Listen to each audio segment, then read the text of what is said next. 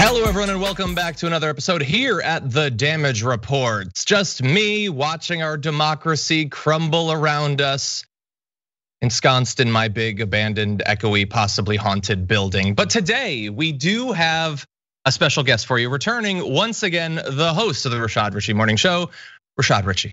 How's it going? Man, I'm glad to be with you, man. Democracy is crumbling, but we got each other. We do. And by the way, so normally when I introduce someone, I introduce them based on because a lot of these people have shows of their own. And I want to make sure that people know about it so they can go support it. But it's not like you don't have a bunch of other things that should probably be in that intro. We were talking before the show. How many degrees are you pursuing in 2020? Exactly. I pursue one degree at a time. So I just finished my second doctorate at Clark Atlanta University. So I have 2 doctorates. I'm a college professor, been a college professor since 2016, but I'm currently in law school, John. I'm in law school because Trump made me do it. This guy has woken something in me, right? To where now I feel being an advocate, being a better advocate for me means I need to get this law degree. I'm in the middle of midterms right now, but when you asked me to come to your show, I had to do it. Yeah, so it's 1 degree at a time. Well, I definitely appreciate that, and look, that's very inspirational. I actually left a doctoral program at UT Austin. I was working on a political psychology degree to come here, and it depresses me sometimes to think that probably the smartest I ever was is in the rearview mirror, and I'm just coasting away from that education. Maybe someday. Education is all inside your mind, man. These degrees mean very little, John. All right, it's what's inside of you, and you are a learned individual, and you are a chief educator in my book. Thank you, I appreciate that. Well, anyway, look, the education that you've put together for yourself, including the law degree that you're working on, certainly seems like it is going to come in handy for some of the news we have today and some of what's likely to develop politically in the near future. So I'm glad that we have you to lend your expertise to us. We have a lot that we're gonna be talking about today. Not only, the future of what passes for democracy. Will we even have those vestiges in the future? We've got protests following the lack of charges against the cops that killed Breonna Taylor. We've got just a bunch of stuff. So you're not gonna wanna miss it. Thankfully, you're already here. That's a great first step. But if you'd like company, and I know I would, please hit the like button, consider sharing the stream, whether you're watching on YouTube or Twitch or literally anywhere else. I don't know, are we on Snapchat? It's possible, anything's possible. Share it and let people know that we're active. And if you send us comments or super chats or tweets or bonks or you poke us, I don't know, are people poking these days? Put us in your fave 5, then we will respond to that, Rashad and I, as we go along. And hopefully we can get through Hell World 2020 together. With that, Rashad, you ready to do this? Let's do it. Okay. You have to give Trump one thing. He is trying to destroy American democracy, that's true, but at least he's not hiding it. He is being very open about it. Take a look at this interaction from a press conference just yesterday. Real quickly, win, lose, or draw in this election, will you commit here today for a peaceful transferal of power after the election? And there has been rioting in Louisville, there's been rioting in many cities across this country, red and your so-called red and blue states. Will you commit to making sure that there is a peaceful transferal of power after the election? Well, we're gonna have to see what happens. You know that I've been complaining very strongly about the ballots, and the ballots are a disaster. I understand that, but people are rioting. Do you commit to making sure that there's a peaceful transferal of power? We want to get rid of the ballots, and we'll have a very peaceful. There won't be a transfer, frankly. There'll be a continuation. The ballots are out of control. You know it, and you know who knows it better than anybody else? The Democrats know it better than anybody else. Go ahead. The second question is, will you? Please go ahead. Okay, so there's a lot that's abhorrent and offensive and deeply worrying in that, but I want to really focus on the money quote there. That within a couple of hours, Kayleigh McEnany will be doing her best to pretend he didn't say what he said. So let's focus in on the most worrying part of what you just saw. Do you commit to making sure that there's a peaceful transferal of power? We want to get rid of the ballots, and we'll have a very peaceful. There won't be a transfer, frankly. There'll be a continuation. There won't be a transfer, there will be a continuation. That's what he said. Now, look, it's not like he hasn't said things like this, Rashad, but this seems like the clearest, most concise version of the no matter what happens, you're getting Donald Trump in 2021 that we've had so far. Yes, it is concise. And here's what he's doing, John. He's setting the Supreme Court in a way, and that's why Ginsburg comes back into play even in this commentary from Donald J. Trump. He's setting the Supreme Court up in a way so that this election will ultimately be decided by the US Supreme Court, not by voters, okay? He does this often where he plants the seed, he allows the seed to take root, his base then promotes this seed. The idea that somehow voting by mail or voting by way of absentee is not relevant or credible is an idea that he started planting months ago. Now you're seeing this evolve into basically a legal strategy for what his team will use in order to invalidate the election. He is not a complex soul. This guy is not full of complex ideas. He's a pretty cause and effect individual. He says these are going to be the issues, and then all of a sudden, everybody around him says, oh, this is the issue. So that's exactly what's happening here. So Ginsburg plays into this because Donald J. Trump is setting up the US Supreme Court to ultimately decide the presidential election, okay? And he's going to claim that based on the rule of law, based on our democracy, the US Supreme Court is the final word, and he will technically be true. But he is setting the entire stage for a victory by way of Supreme Court. Now, why is that important? Because the legal battle will be launched per state. Each state will have a legal battle, and watch, these states will typically be swing states or states that are Republican, but he lost to Joe Biden. I do predict Joe Biden will win some purple and red states by way of total vote count. He is attempting to create the mindset to allow the Supreme Court, his justices that he chooses, to allow that to permeate not only to the audience of voters, but also give political safety to the Republican senators and the Supreme Court justices who may be willing to vote this guy back in. I think you are only like 155% right. So much so that I think combined with what you just said and what I saw earlier today of Lindsey Graham, he was asked about this comment. And he sort of wormily said, no, we're gonna have a peaceful transfer of power. The court will decide and we'll know. Wait, what are you talking about? This is America. The court doesn't decide who wins the election except in 2000. The people decide. No moving the goalpost to just, it's inevitably going to get to the court. And so we're going to give him whoever he wants with a litmus test for giving him the election. No, we're not doing that. So there's two laws now for the 2020 election. The first is it's not election day, it's election week. Get ready, tell your friends, tell your neighbors.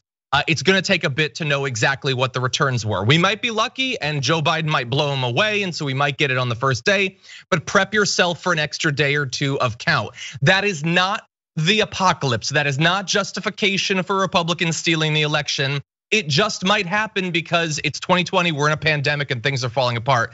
And the second rule is the court is not going to decide who wins, it's the people. Now, I'm saying that more as a warning than an actual like truth, because in the end, that's what they want to happen. They want it to be the court, but we need to insist that the people's vote is actually what counts. And that's gonna play into one of the stories that we talk about a little bit later on. Really fast, it's just crazy that he said that there won't be a transfer, there will be a continuation because we're gonna get rid of the mail-in ballots. And do you know what the next question to him was from another reporter? I don't know, it was some random thing, but it wasn't a follow-up about that. And indeed, no follow-up came. That room was filled to whatever social distancing allows with professional journalists who are way better at this than me. And yet nobody thought, hey, wait a second, it sounds like you just said you're gonna steal the election. Can we like go back to that a little bit? And the guy who asked the first question did. Oh no, continue. Yeah, it sounds like a plan. I mean, the way he said it sounds as if they've already strategized exactly how this is going to work out. When you hear him say, yeah, so once we do this, then this is what's going to happen. It will be a continuance. That to me sounds like a strategy that you've already vetted and you have other people working on this program now for you.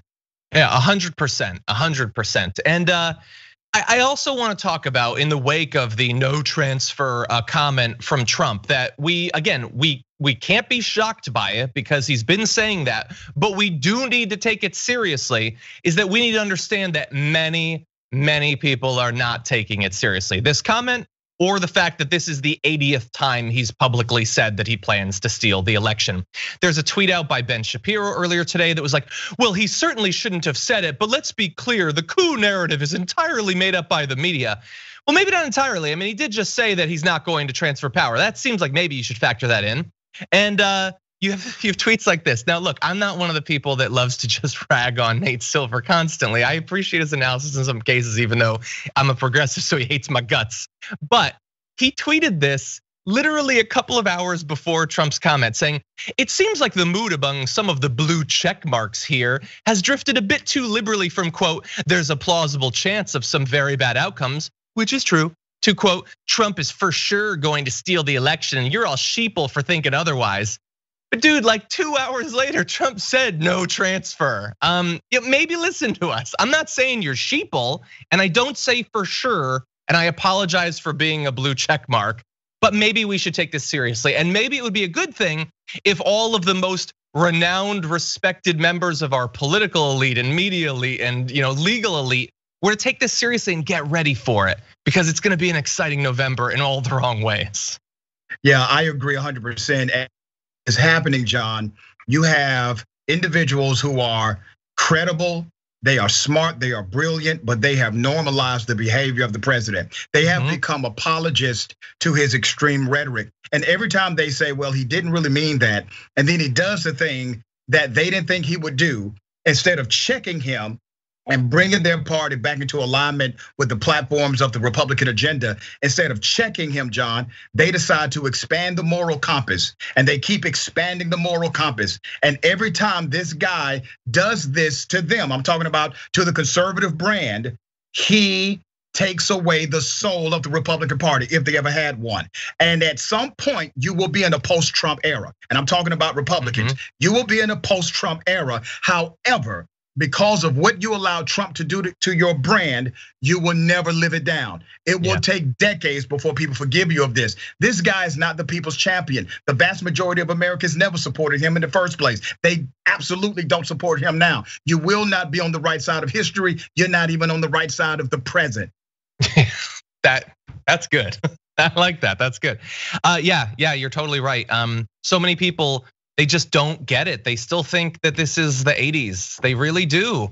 They really do. I look at basically every Dem leader is like, if he does these unprecedented things, then he'll pay someday in an election, I guess. So I'm not gonna do anything, but our voters maybe will make him pay. That's not gonna save our democracy. It's just not going to. It's not just Trump, of course. In response to that unprecedented comment about the transfer of power, Republicans brush aside Trump's dismissal of a peaceful transfer. They're not worried about it. Oh, really? Is Mitch McConnell not worried about it? That's a shock. I might faint, actually. Hold on. No, I'm good. Okay, that was close. Here's the thing, man. Like, the vast majority of people that do the sort of job that Rashad and I do, which at least in this, he has other jobs. This is the only thing I do, is that I open my mouth and I make noises at a mic. All we want is to be right or feel right, but I'm really not like that. I'm a political masochist. There's nothing I like more than being wrong. I wanted my predictions in 2016 to be wrong. It just didn't work out that way. I want these predictions about how the election is gonna go to be wrong. But wanting it doesn't make it so. And you can't just say we're being hyperbolic. When Trump went to a rally and he said, I say we slow down the testing, and I freaked out. They freaked out not at Trump, but at people like me saying, oh, come on, it's just a rally. He's just saying that. And then they've manipulated the CDC in any number of different ways. They did actually reduce the testing for a significant period of time. I wanna be wrong, but in 2020, I don't get to be about anything that truly matters. We're talking about a guy who manipulated the Weather Channel. Okay. Yes. All right. Yes. A guy who's willing to manipulate the Weather Channel. There is nothing this individual will not do to remain in power.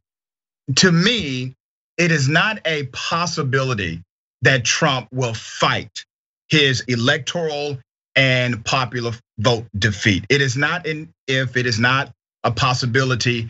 It is a win. It is a, at what point will his team start filing the lawsuits to kick this to the Supreme Court? 100%. I'm glad that you brought that up. We, in our video intro to the show, like we have our last bit of it. The last couple seconds of it is usually it's Trump doing something crazy, hugging the flag or something like that. And we've left it as him holding up the Sharpied weather map for a long time, because how do you beat that? Once you start Sharpieing a hurricane path, anything's up for grabs. Everything, man. And I mean that literally, right? You sat down and you drew on a scientific document in order to have the ability to say you're right when you were completely wrong about this group or this area having an impact from the storm. Yeah. First of all, who cares that you were possibly wrong about that detail that nobody in history would have remembered, except for the fact you popped out a Sharpie in order to lie, right? And he didn't even choose the same color Sharpie. I know, man. Big You're not even Sharpie good stiff at an idiot. Listen, God. Call me old school, but I'm waiting, John, to get back to the day when a politician lies to me and I believe it. You understand what I mean? We have long gone from those days. There is no ambiguity anymore about the lie. And I get calls all the time from conservatives, Republicans, Trump supporters who call my show. And if you get them in the right debate, John, they will admit they know Trump lies. And then they will say, but this, right? That's the problem. Yeah, I think a lot of Americans have been sniffing that Sharpie. And unfortunately, there's no putting the cap back on that. That's what I worry about. We need to talk about a relatively new show called the Republic, or UNFTR. As a Young Turks fan, you already know that the government, the media, and corporations are constantly peddling lies that serve the interests of the rich and powerful. But now there's a podcast dedicated to unraveling those lies, debunking the conventional wisdom. In each episode of the Republic, or UNFTR, the host delves into a different historical episode or topic that's generally misunderstood or purposely obfuscated by the so-called powers that be, featuring in-depth research, razor-sharp commentary, and just the right amount of vulgarity. The UNFTR podcast takes a sledgehammer to what you thought you knew about some of the nation's most sacred historical cows. But don't just take my word for it. The New York Times described UNFTR as consistently compelling and educational, aiming to challenge conventional wisdom and upend the historical narratives that were taught in school.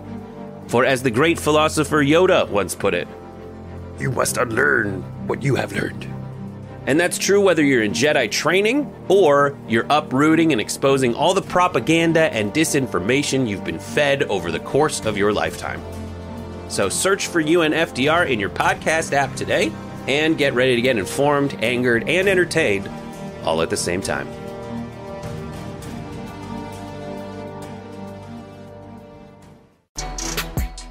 Trump is getting ready to potentially dispute the outcome of the election via the Supreme Court, but that is not the only iron he has in this fascist. You also have what was revealed by great reporting done by The Atlantic, with The Atlantic's Barton Gellman reporting that the Trump campaign has been discussing, quote, contingency plans to bypass the election results and appoint local electors in battleground states where Republicans hold the legislative majority. Citing the president's baseless claims of fraud, Team Trump could ask GOP-controlled state governments to choose electors, completely ignoring an unfavorable or uncertain popular vote, state and national Republican sources told Gellman. A Trump campaign legal advisor said to The Atlantic, the state legislatures will say, all right, we've been given this constitutional power. We don't think the results of our own state are accurate, so here's our slate of electors that we think properly reflects the results of our state.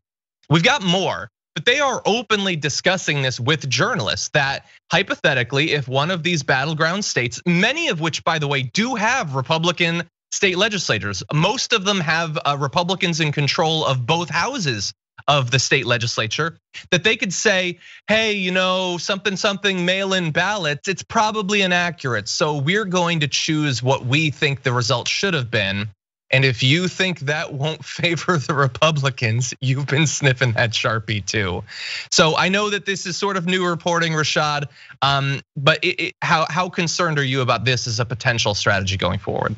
Well, of course, if they can get away with it, they'll do it. Now, every state will not fit the matrix for this plan to work, but they will find a few states that may be on board. There's a lot of political maneuvering with this kind of issue. But what's interesting about what they're attempting to do, communist nations have done something similar like this before as well. So while the pro-Trump people may say they're anti-communist, they are adopting a lot of pro-communist political methodology in order to retain and exhibit power. I do not put it past the Trump administration to not only talk about doing it, but then sell it to the people of that particular state.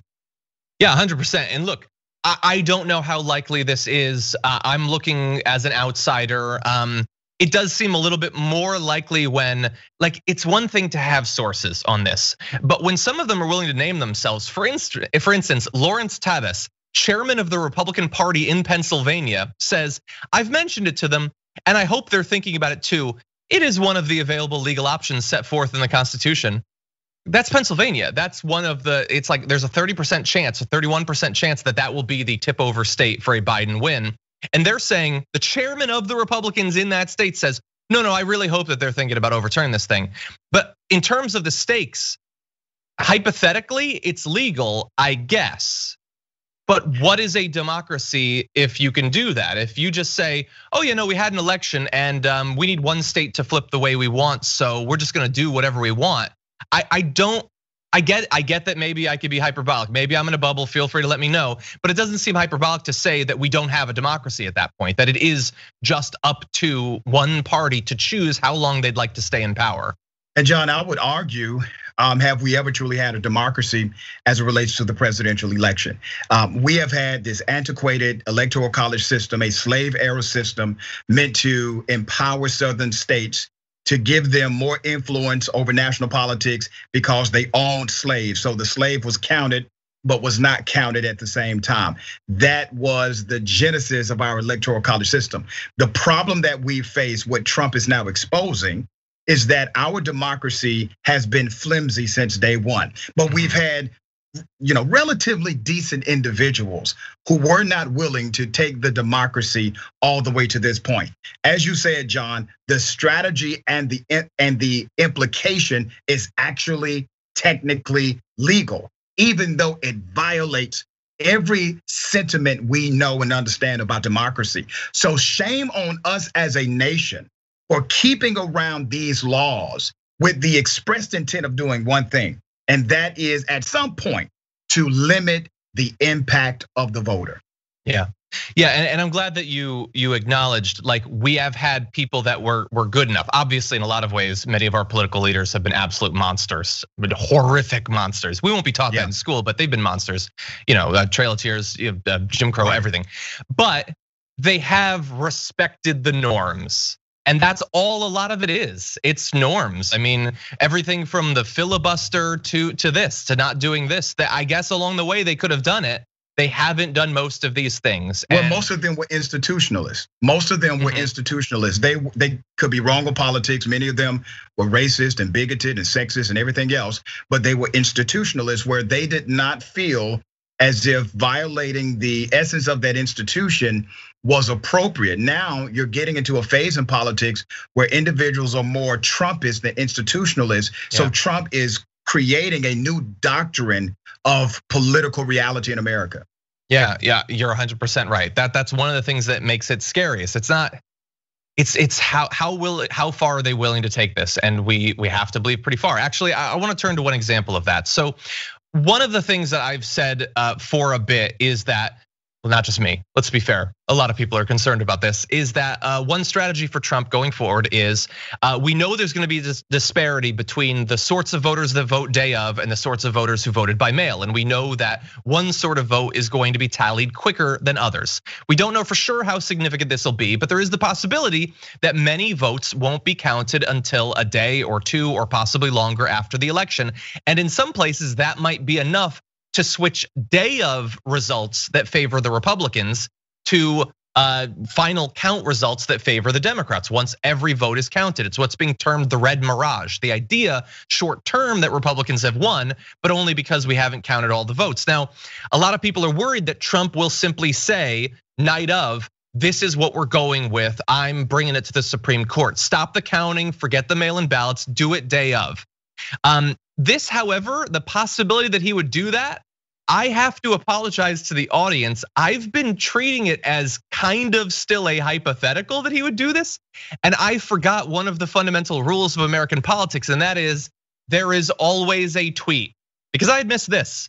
Back in November of 2018, Trump tweeted in regards to the gubernatorial election in Florida, the Florida election should be called in favor of Rick Scott and Ron DeSantis, in that large numbers of new ballots showed up out of nowhere and many ballots are missing or forged. That's misinformation, but he just puts it in there.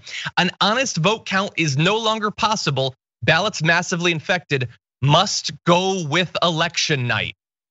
He did it. He did it 2 years ago. So is it really crazy to think that he might do it to protect his own seat in November?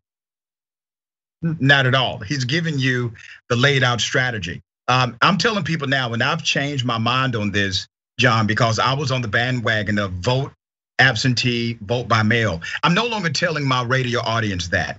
I'm telling my radio audience, if you can, put on your mask and go to a voting precinct. I'm saying that because it is obvious to me that this president is going to utilize the difference in voting to try and legally invalidate the election. That is the plan.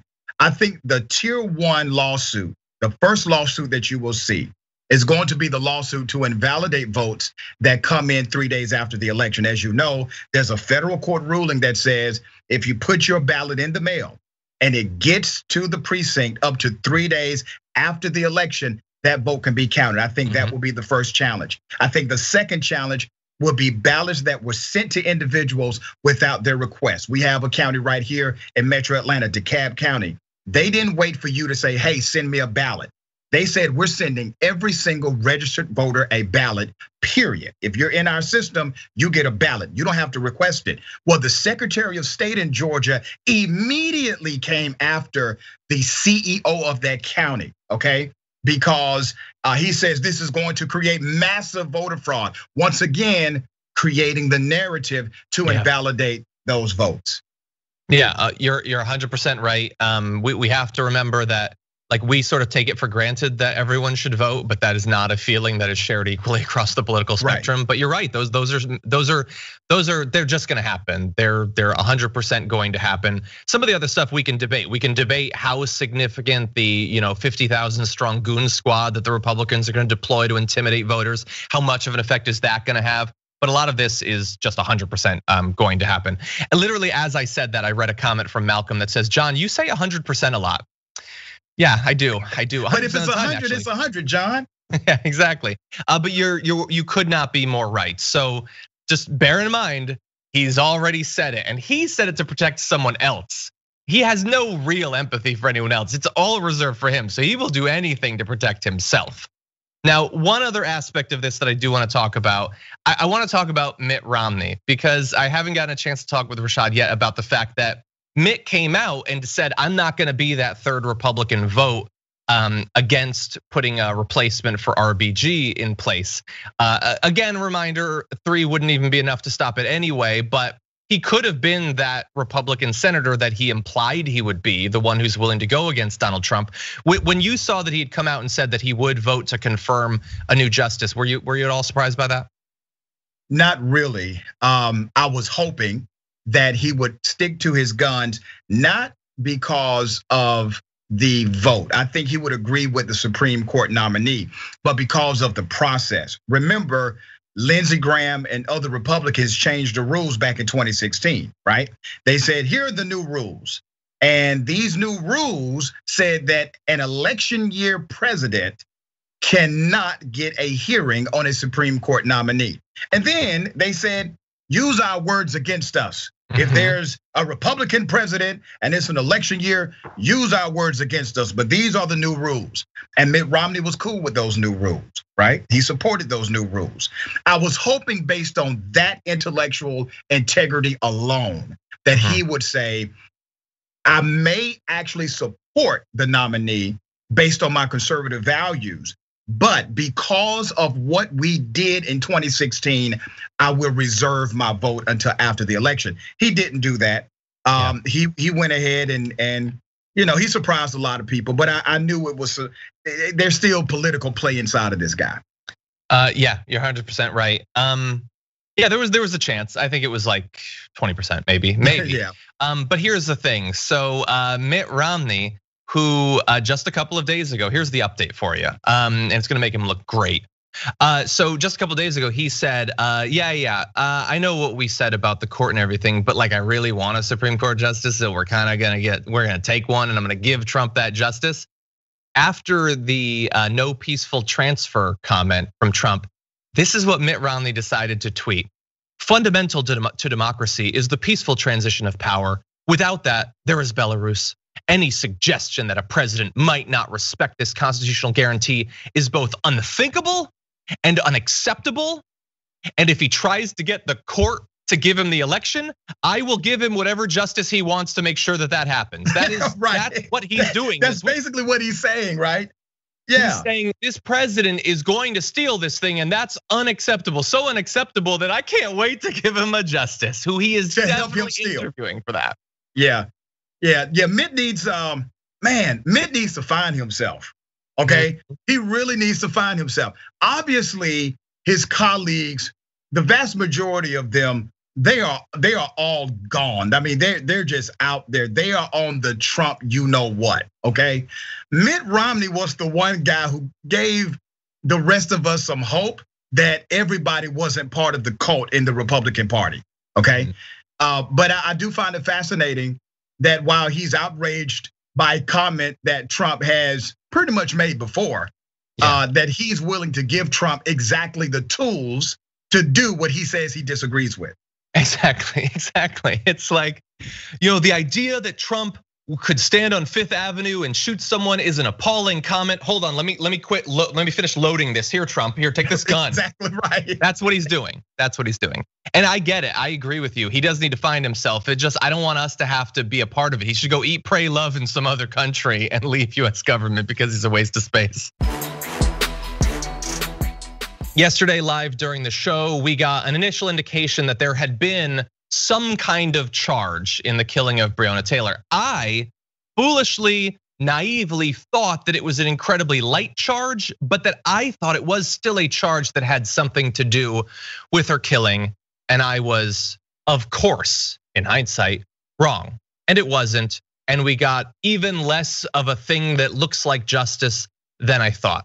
So understand that activists, celebrities, and everyday Americans have been calling for charges since Breonna Taylor, an emergency medical worker, was shot multiple times by white officers after one of them was shot while bursting into her home during a narcotics investigation back in March. The officers had a no-knock warrant, but the investigation showed they announced themselves before entering, according to the AG. Now, like 11 people that lived in the building said they didn't hear anything. One person said they heard something. So maybe something was said, but it seems like it was muttered under their breath. In any event, a grand jury after 6 months returned 3 charges of wanton endangerment Wednesday against fired officer Brett Hankinson over shooting into a home next to Taylor's with people inside. I foolishly thought it was endangering her life, but it wasn't even about that. Rashad, I mean, what do you make of this? The term miscarriage of justice isn't even strong enough to apply here. What the Attorney General has done is criminal himself. So let me first take the veil away from this guy because he comes out, he blames everything on the grand jury. Here's how that process works, John, and to the entire audience, and many people are aware. He puts the charge on the paper, okay?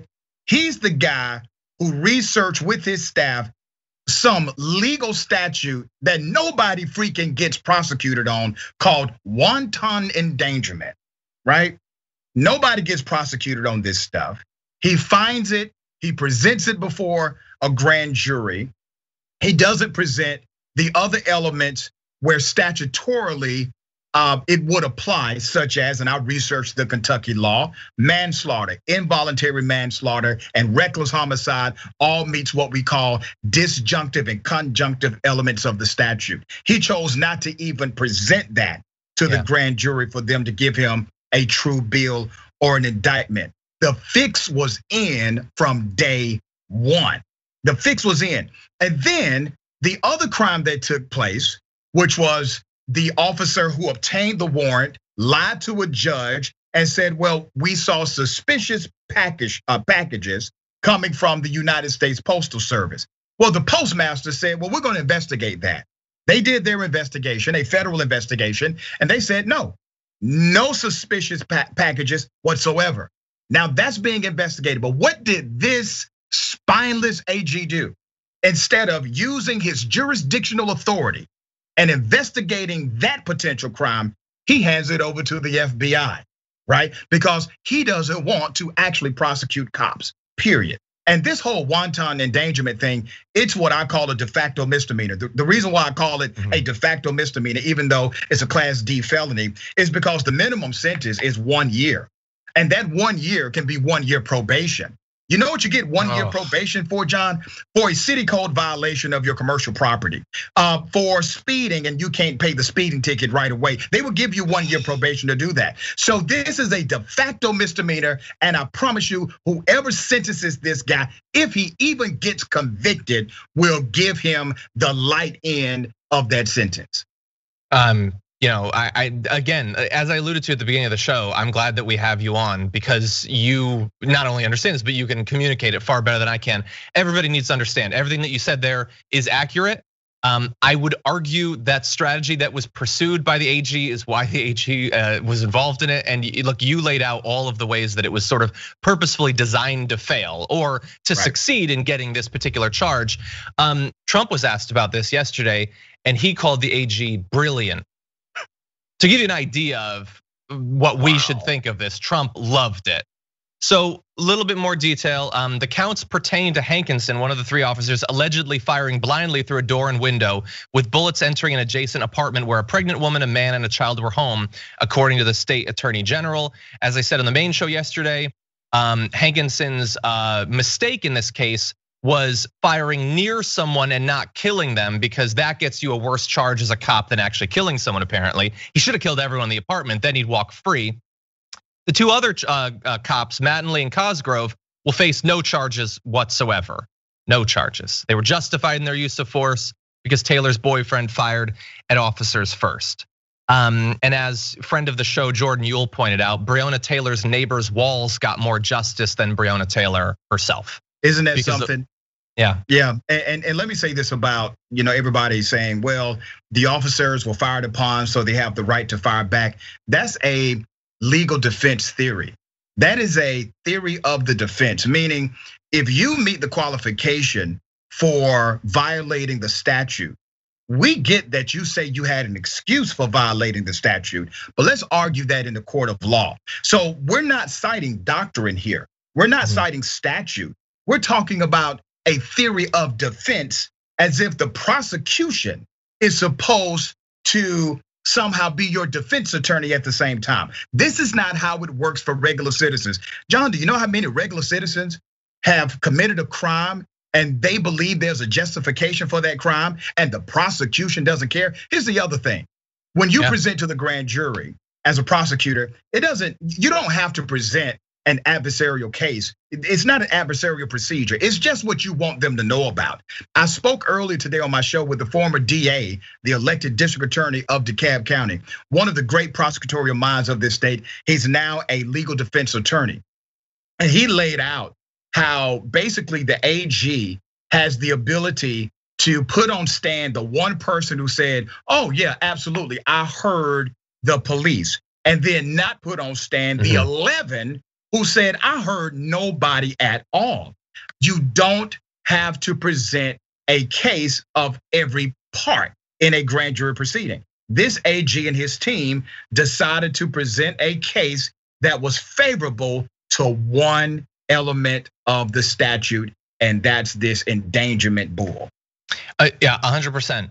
And the thing is, like, It's amazing how your Second Amendment rights, which for many right wingers is the most important right. It's basically you can get rid of the rest of the Bill of Rights. Doesn't matter. You got the second. It's always been to protect you against this out of control government, protect your home, protect your property, protect your family. You're supposed to be able to do that, but it always seems super contingent on what race you are. So for any other right winger, if somebody began battering down their door to break in and possibly kill their family, they would begin spraying the windows with their AK-47. But in this case, firing a shot is a death sentence, right? Because they ended up being black, of course. When you defend yourself, stand your ground only applies if you are at least as pale as me. That is very clear nationally. We understand that. Yeah. When police forces are dressing in plain clothes, driving around in Kia minivans and kidnapping protesters off the streets, you're just supposed to go along with that. God help you if you fight back against what every normal human would think was a kidnapping attempt. You'll go to jail for the rest of your life if you fight the cops while doing that. So all of this talk about the Second Amendment being used to protect life, liberty, and property, and to stop an out of control tyrannical government now is being twisted to justify whatever state violence they feel is necessary to strike out against racial minorities, against protesters they find inconvenient. That has shifted very quickly now that they have control of virtually every branch of government. Well, the basis of it is the race element, right? Because as you just said, if Breonna Taylor's boyfriend or fiance would have been a white male, licensed gun carrier as he was, and he said, hey, somebody was breaking into my house and I shot back. Do you realize how many people from the conservative right would be defending him? How many gun owners would be defending him? Where's the NRA? This man is a licensed gun owner who exercised his right. Where's the NRA on him? Nowhere to be found because he has the wrong complexion for their narrative. 100%, 100%. Michael Myers says, how likely do you think people are going to become violent at polling places? Don Jr. has called for a Trump supporter army to observe the polls. Yeah. Some people have hypothesized that hypothetically, if you wanted to send a couple of Proud Boys to one of these places and start a brawl, that fight could then be used as justification to shut down the polling place, hypothetically. I don't know. These are the sorts of things that we have no idea how likely it is. So let me tell you how that works, because we've had that happen a couple of times in precincts around the country. And typically the local jurisdiction, there's a board of election, they have to supervise the integrity of that election or that precinct. If there's a disruption, and we've had disruptions because of fighting, technology breakdowns, and other things, that board of elections, they are supposed to extend the time frame for voting that same day. So let's say if the disruption created a 3-hour delay and polls closed at 7 p.m. Well, that precinct will not close until 10 p.m. based on the standing protocol. Yeah. Should do that. They should do that. Should, right. We'll see, yeah. And all these, like long lines and all of that. We live in the richest country in the history of riches or countries. But every election, we have these long lines. I can't think of a potential solution. How could you possibly make the lines quicker? I don't know. No one's been able to figure it out. Maybe someday Elon Musk will work on it. But until then, we just can't fix it. America, the best democracy in the world. Right, we can't fix long lines for voting, right? The number one most sacred element of a democracy is the vote, the electorate, making sure people can participate in this activity known as voting.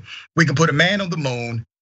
We can do all these other great and amazing things, but we can't increase our capacity in order to limit these lines. And here's the truth of the matter, John. Have you ever heard somebody argue before the Congress, it would be a great idea to go to war with Iran, but it's just not in the budget. We never have a budget issue when it comes to killing people, blowing things up, going to war. But all of a sudden, every time we talk about securing our election, making sure democracy works, increasing the capacity by way of additional funding, we have a debate. We don't need a debate for this. We need to have this money flowing to increase capacity, decrease the lines, make it easier and more accessible for every American to participate in their God-given right to choose or not choose who represents them in this America. Yeah, I agree 100%. I just want to amend one of my past comments just a little bit. I said that America has lines. Sorry, certain communities have lines, because I've lived and voted in Storrs, Connecticut, Austin, Texas, and in Culver City, LA. And I can usually get in and out in about 5 minutes. And I don't think that's necessarily a coincidence. Some places have long lines. Yeah. Maybe that's why we don't fight against it. Maybe that's why we allow it to continue. Yep. Okay, related to that, let's transition now into our next topic. What is the cost of racism in America? Now, there's a billion different ways that you can quantify it, and there's a lot of great research and scholarly output to do that. But let's talk about one particular way. What is the economic cost to America for continuing the centuries-long history of racial economic inequality? So a study has looked into it, and here's what they found. Black workers have lost $113 billion in potential wages just over the past 2 decades because they couldn't get a college degree. That's not everything. That's not all of the economic inequality generated by racism. That's just specifically for 2 decades, the more difficulty getting a college degree. The housing market has lost $218 billion in sales because Black applicants couldn't get home loans. About $13 trillion in business revenue never flowed into the economy because Black entrepreneurs couldn't access bank loans. The US could have $5 trillion in gross domestic product over just the next 5 years if those gaps and others were closed today, according to the study. That is amazing. And for many Americans, they'll think that's a cost that I'm willing to pay. I like the way that things have worked. I like the status quo. But these figures are amazing, Rashad. They are. There's a sociologist, I forget his name, but he made this calculation and he said 92% of the social ills we face in America would evaporate if this country could do one thing: make sure every American had a job that paid the bills. Well, that's basically your end product, right? Having a job that pays the bills. What's behind that? The statistics that you just named: having access to affordable higher education, being skilled and trained in a particular industry, where you have all of these barriers to get to that point. And then in the process of you getting to this point of higher education, being trained, you're spending money, you're taking out loans, and you're getting degreed in areas that don't want to hire you. And so you're taking other jobs. Now you fall behind on paying back your student loan. You find you a honey, right? You got your boo thing. You have a child now. You're trying to get a house. You can't get a house. Why can't you get a house? Because the industry that you are skilled in didn't hire you, so you're working at a job that pays you well under what you deserve. You're not making a livable wage, and because of the student loan debt that has accrued, you can't get a house now. It is a cause and effect relationship from day one, all right? From day one. And it particularly has an impact on every person of color. And my second doctoral degree, John, is actually in higher education access for African-American students. Yeah, you're totally right. All these things tie together and they produce this outcome, which, like, in such a perverted way, racists support a system that stops people of a variety of races getting to the point that they say they want everyone to be like, to lead this sort of life. And then they hate these groups for not having access to those resources, for not owning their homes, for not whatever, like all of those things. It's so sick, the world that they work to produce, they say they hate. And I'm gonna jump ahead a little bit, because I'm gonna summarize a few more numbers here. Federal Reserve data shows that white households' net worth grew 43% to $61,200 between 1995 and 2016, so over a 20-year period, while it remained flat at $35,400 for Black families. In terms of home ownership, back in 2019, 44% of Black households owned their homes, compared with 74% of white households. So some people will look at those numbers and just think, well, how do you get to this? I would just gesture to the country. This is how you get to this.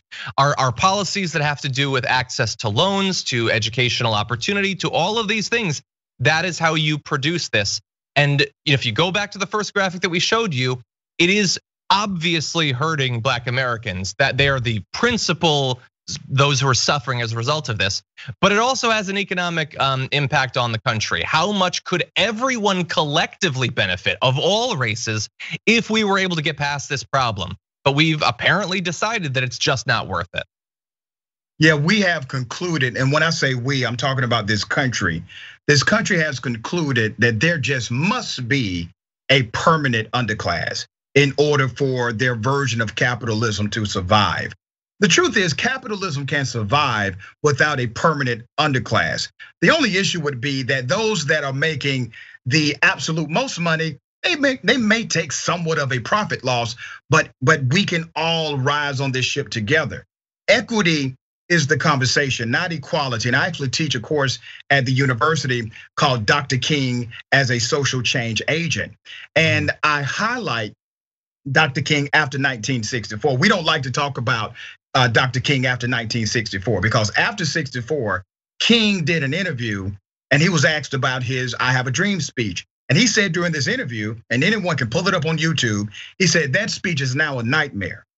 And he talked about how equality is a courtesy. And he wanted what's called genuine equality. And he gave an example. He said it's one thing to sit where you want to sit at a restaurant. It's another thing to own the restaurant. He was talking about equitable principles. That's why the Fair Housing Act was such a big deal. That was about equitable principles and having a piece of the American pie beyond just the courtesy. And let's talk about, just for a moment, the entire issue of the Civil Rights Act, gave an influx of money to white America like you haven't seen, okay? Because black individuals took their green dollars and spent it at white establishments. It was a win for white America. Now we need a win also for black America. And I don't besmirch the Civil Rights Act of 1964 because it did allow people who were discriminated against because they were black to sue major companies and get rewarded, and policies were changed. So it definitely had an impact. But let's be clear, the acts that were passed still had some level of benefit to the white male dominated social structure. 100%, 100%. Again, so glad to have you. You know all this stuff, that's great. I love the show. Thank you, I appreciate that. And as you're saying that, I brought up, I wanna watch that interview after this. This morning, Donald Trump went to pay his respects, or what passes for his respects, to Ruth Bader Ginsburg, her casket at the Supreme Court. And here's a little bit of video of how the assembled American masses responded to his presence there.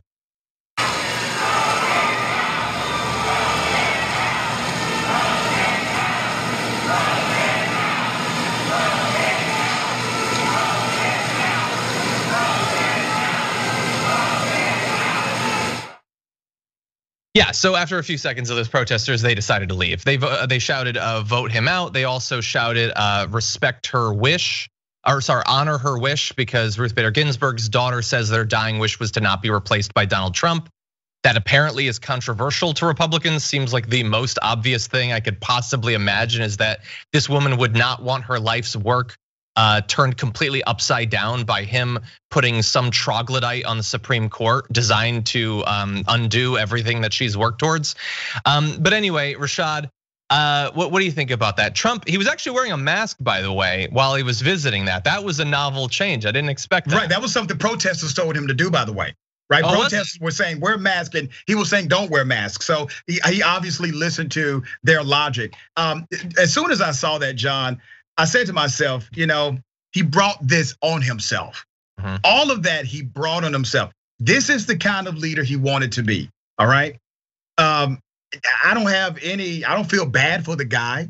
And the protesters are well within, and we say protesters, man, these are just regular Americans, man. These are Americans who are simply fed up. Do you know how many people are protesting right now who never believed they would ever be protesting, ever, anything? All right, yeah. These are American citizens, and I think sometimes we marginalize them in conversation when we only say protesters. These are American citizens who are protesting because they are outraged by the leadership of this president and by the policy stance he's taken on many issues. Yeah, you're 100% right. Yeah, if he doesn't want people to follow him everywhere he goes and chant at him, Maybe stop saying that like the coronavirus deaths in blue states don't count. Like if you want to be the respected president of all Americans, stop saying that blue states don't count. Right, but he's not interested in that. He was never interested in being president of a United States. He was only interested in being president of his base. He figured that out quickly. It's almost like a boardroom, right? You have the board of directors and you have 12 members on the board of directors. Well, 7 of them keep you there. And instead of being a board chair of the entire board, he decided to be the board chair of just those 7 people. And that's his political base. Yeah, you're 100% right. One more comment on the mask. It is surprising to see him wearing it, but I have figured it out. I don't think it reflects a newfound respect for the threat of COVID having a resurgence in the fall. I think considering the chants that were coming his way, it soaks up the tears really quickly. You think so they're not as visible. You got to have a soul to have tears, John. Come on. That's true. That's true. Maybe he's crying on the inside. I don't know if he's capable of that. Anyway, look, I wanted to mention one other thing having to do with RBG though, and that is Ted Cruz, noted weenie. He blocked a Senate resolution having to do with RBG, objecting to mention of her dying wish to keep the seat open for the next president. So he didn't want the fact that she told her daughter that she doesn't want to be replaced by Trump going into it. So he had a problem with that. So he's blocking the entire thing. And he had this to say: "We are sadly seeing one side of the aisle embrace more and more radical and dangerous proposals, including trying to use brute political force to politicize the court. That is not consistent with the Constitution." You know what he thinks is consistent with the Constitution? Blocking Hillary Clinton's Supreme Court nominees indefinitely. Literally forever. That's what he said before the election. If she wins, she never gets a Supreme Court justice. That's what this little cream-filled worm said back in 2016. But now, packing the court, that would be unconstitutional, even though it's not. It's literally the Constitution doesn't say anything about how many people are supposed to be there. In 2016, he said there's historical precedent for less than 9 judges. Maybe 8 is the right number. That's what he said to justify his radical plan to stop a democratically elected president from ever having a Supreme Court justice. But now, come on, we got to respect the norms, Rashad. Let's not talk about doing anything drastic here. Ted Cruz, once again, defying medical science by standing upright with absolutely no backbone. All right, remember when this guy let Donald Trump talk trash about his wife? Remember that? And he looked at the camera and Ted Cruz says, "Now, Donna, you're gone too far." And he did this whole, fake Texas thing, and then was all on the guy's jockstrap after it was evident he was going to be president of the United States. As far as I'm concerned, Ted Cruz is a big nothing. And he says that this is contrary to the Constitution. To me, the way he let Trump talk about his wife and then decided to get on Trump's team is contrary to being a husband and a good man. Yeah, you're 100% right. It was absolutely pathetic. He doesn't, you don't get to be, I know you're a Republican, so you think of yourself as like an alpha male. Dude, you're the most pathetic guy literally in the country. And I wonder how his wife felt about that whole thing, John. Obviously he's probably still sleeping on the couch, right? Maybe. I guess it's not much payback, but the knowledge that every time he looks in his wife's eye, he's wondering if she's thinking about that. That's something. Yeah, you're totally right. It is bizarre that he's one of the few creatures in nature that can stand without a spine. Right. But look, even a candle, which is as much wax as Ted Cruz, stands up with just a wick. So I guess that's how it works. Yeah. I will just say this: I don't live in Texas anymore, but if you have a lead on the right nominee for 2024 to take him down, he needs to go. Yeah. His smarmy, smug look made even worse by his pathetic beard. I can't take it. I don't want it. We need to prepare now for 4 years in the future to get him the hell out of there. I'll let you know as soon as we find a fittable candidate. Yeah, good. Yeah. Do it. And if there's anything I can do to help, that's all I want. That's all I want.